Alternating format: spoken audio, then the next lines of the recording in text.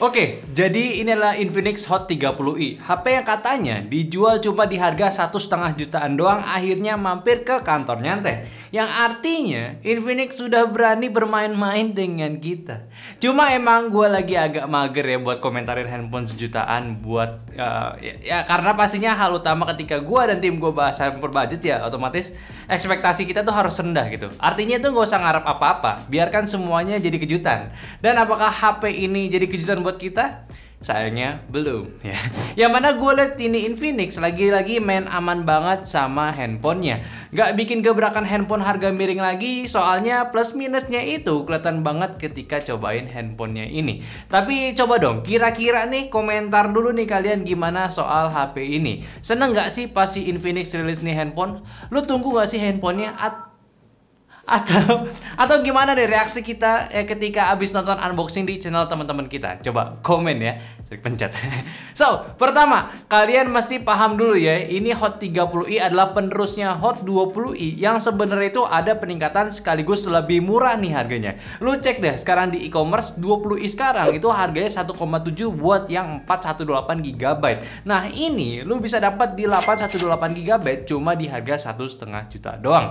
Ini menarik. Tapi memang peningkatan di segmen lainnya itu nggak terlalu wah. Kayak dari chipsetnya juga masih pakai ya entry level di bawah G85 punya. Kayaknya mereka tuh pengen tetap G85 ke atas itu disimpan buat Hot 30s nya. Ya mungkin nanti gitu ya. So ya good upgrade lah, tapi bukan yang terbaik. Kita simpan dulu juga buat bahasan performance-nya. Kita bahas lagi dari desainnya yang mana untuk handphone kelas 1 jutaan gue bisa katakan ini adalah punya desain unik. Style geng Infinix kalau nggak handphone mahal ya pasti ada style yang berbeda gitu. Ini pinter sebenarnya karena kalau handphone sejutaan pakai warna yang biasa aja gitu ya pasti lu pada bilang handphone itu jelek desainnya.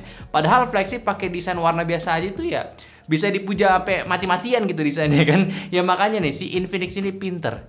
Dia tuh stylenya kayak partisi cermin gitu, jadi nggak polosan. Cuma emang karena harganya nggak di kelas flagship ya, ada aja sebutan kocaknya gitu. Kayak videografer gue bilang ini kayak kaca pecah, ya kan? Kalian pasti setuju gitu pasti ya. Terus finishingnya glossy, yang pasti gampang kotor sama sidik jari. Style kameranya kayak handphone kelas menengah gitu dan bodinya ini flat punya. Dan sisi depannya punya desain kamera water drop dengan dagu yang cukup tebal. Kalau tombol dan fungsinya ya standar. Samping kanan ada power button rangkap fingerprint scanner, volume rocker, terus sisi kirinya ada SIM tray ejector non hybrid, bisa tambah eksternal lagi. Bawahnya jack audio, port Type-C, mic dan speaker. Kalau sisi atas polosan aja. Ya sebenarnya kalau dari segi desain ya ini memang desain handphone sejutaan sih. Nggak ada desain yang spesial gitu. Cuma yang perlu di highlight ini handphonenya punya bobot di 191 gram doang. Artinya termasuk ringan cuy. Menarik nih. Terus masukin kantong juga nggak terlalu gede handphonenya, digenggam gak licin karena di belakangnya nggak matte finish belakangnya ya.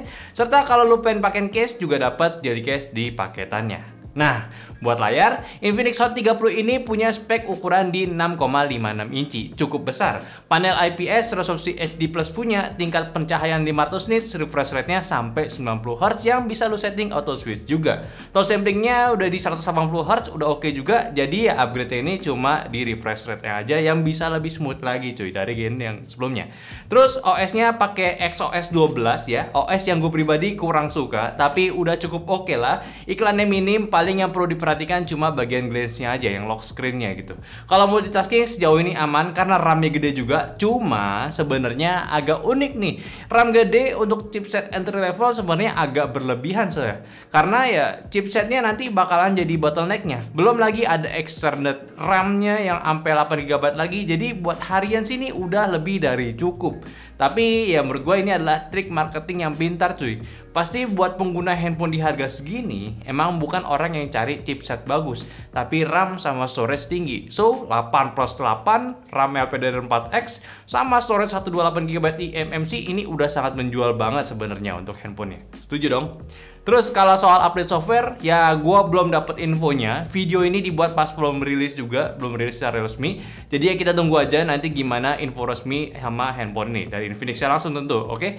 Nah, sekarang kita ke bagian performanya juga. Dia punya MediaTek Helio G37, speknya naik dikit dan punya hasil sintetis yang sebenarnya itu entry level juga. Kayak Antutunya itu di 130 ribuan doang. Dan juga untuk Geekbench sama 3D Mark-nya ya skornya standar ya lumayan lah untuk 1 jutaan. Nah, kalau buat main game ya jujur aja ini bukan handphone untuk main game. Dan Infinix perlu berhati-hati dalam tagline handphone ini, yaitu memori besar asik buat mabar. Harus hati-hati tuh ya. Karena pas kita main di Mobile Legends aja ya, defaultnya itu dapat di medium high, FPS itu sampai di 53 tapi turun bisa sampai 24 FPS.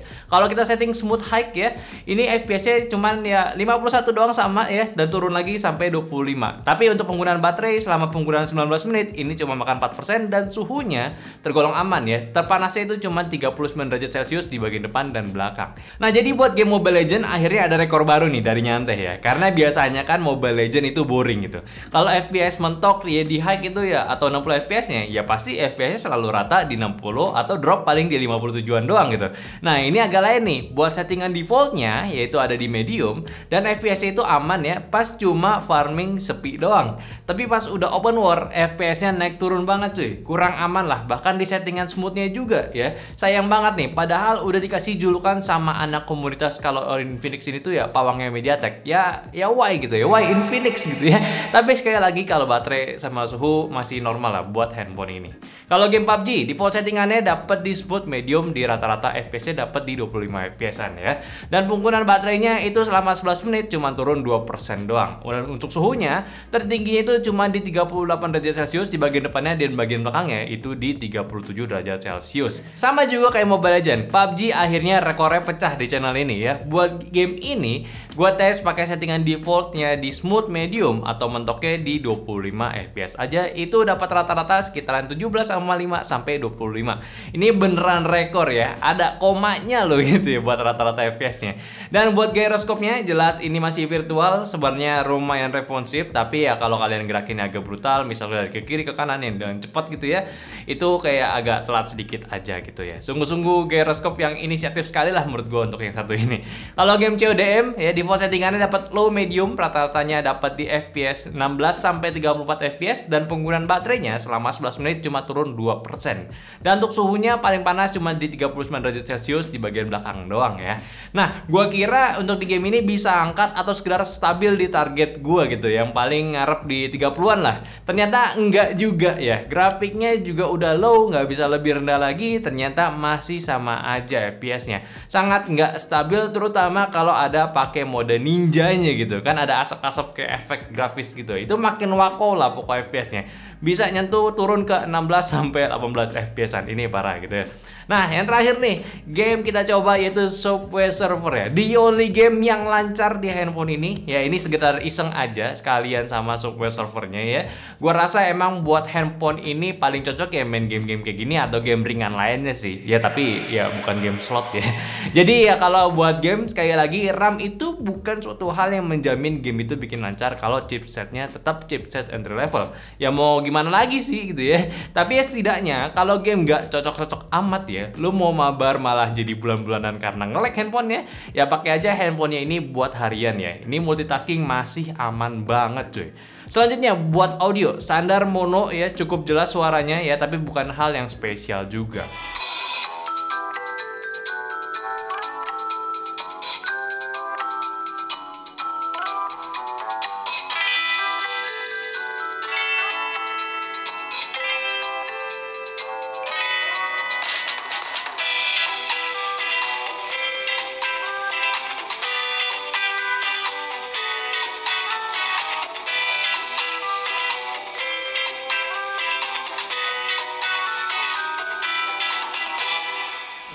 Oh iya, habis bahas speaker juga nih. Ini salah satu marketing lagi nih dari Infinix nih. Kalian cek aja websitenya, terus ke bagian yang bikin fitur gamingnya itu kan ada bagian audio juga.